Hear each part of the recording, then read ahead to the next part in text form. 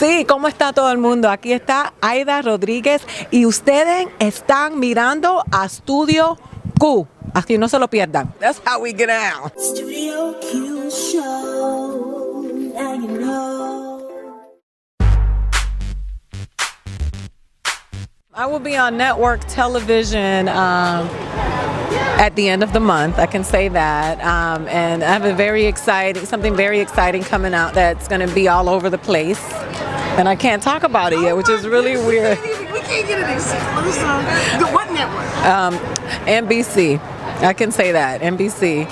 And got some great things coming up. I can talk about this. The OWN Network has a new film coming out that Bill Duke directed, and I'm in, called Light Girls, which is the follow-up to Dark Girls. And I did some interview stuff in there. But what was unique to this one is that they actually came and captured some of my stand-up for the film, which he didn't do, I don't think, in the first one. So I'm very excited about that.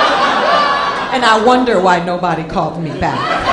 It's going to be airing on Oprah's network and Bill Duke directing. What else can you say? I mean, some amazing people were in there.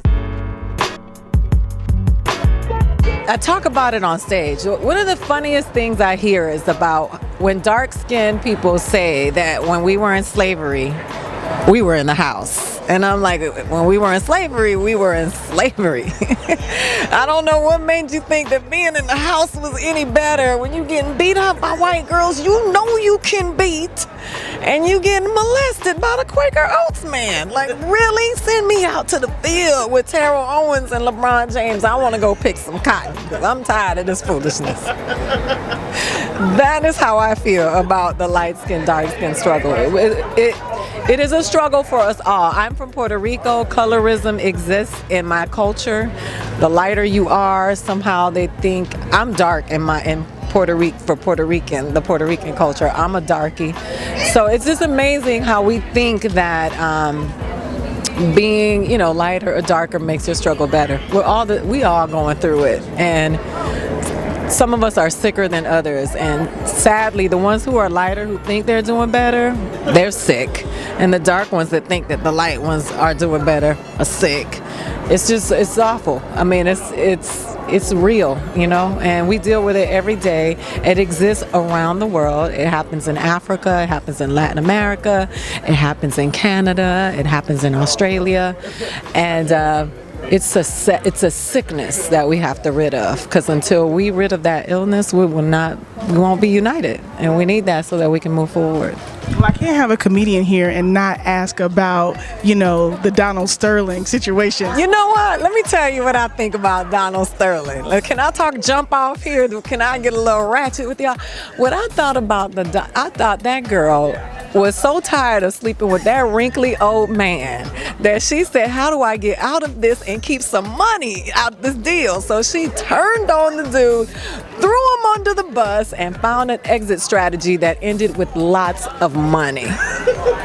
That is what I think about Donald Sterling. What I think about the Donald Sterling situation is he's just one that spoke out. We finally heard it. It's nothing new. I was amazed at how we were appalled to hear this. I'm like, really? You think that the racism that is exercised daily through the acts of these basketball teams on a daily basis, you're shocked to hear somebody actually express it verbally or vocally? It was ridiculous. I think Donald Sterling spoke of a culture. I wanted to know who was calling him this, that was checking the Instagram, and who was complaining. Who was checking? What old white people checking up on this young girl's Instagram that's calling him? Who are these alleged people that called him and said, hey, why is your girl on Instagram with Magic Johnson? Man, I want to know who these people are. That was what's been on my mind the whole time. Did you wonder that? I'm like, I didn't know he even knew what Instagram was. He said exactly, and he was like, you know what? The other thing is, he said, that was really interesting to me. He said, you can sleep with them, you can bring them home, you can bring them in, which I don't know what kind of freaky stuff is going on over there, but he said you can bring them in, just don't take pictures with them on your Instagram, and don't bring them to my game. but bring them to my house after midnight so we can get out. So that was creepy. I just thought it was unfortunate. There's this quote that they're giving to Jay-Z, but it's been around for years. It's interesting to me, who is it? When you tell me that somebody's talking bad about me, I want to know what makes them feel so comfortable telling you. And that's what I thought about her. What was it? Why? This was not a first time conversation. Obviously, she knew to bait him so that she could record it. So I just think that it's something that's happening. Racism is not dead. Just because Obama is the president, he just polarized the country and showed us, he put a highlighter on where you know, it really showed us who people are. And it's a sickness. It really is a sickness. And despite what many of you think, minorities, we can't be racist because we don't have the power to hold people back. Racism is institutionalized. So you white people that I know, don't stop calling me a racist, because if I was a racist, white men wouldn't be able to read till they're 30. I would even out the playing field. Boom, bam. Boom! Hashtag boom. But do you know that she said she had them celebrating her 21st birthday and she's 31? Did you know that? He thought she was 21. He's 80s. Yeah, he thought she's 31 though. He thought she was 21. He was buying her cakes with 21 candles. They 10 candles short. Like, it was all deception. It was all a deception. But like I said, that girl found an exit strategy with some change. She got a Ferrari out of the deal.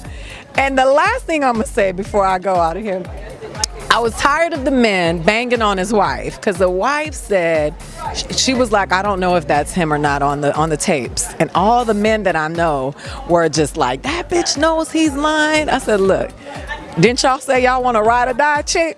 That's a ride or die chick. Donald Sterling's wife is the epitome of a ride or die chick. If that would have been me, I'd have been like, no, that ain't him. That sounds like Michael Jackson to me, or sound a little bit like Tupac. I would have never said that was him, because Donald Sterling owns the team that she is part owner of. So she's supposed to say that. What made black people think that Mrs. Sterling was gonna say, I got y'all?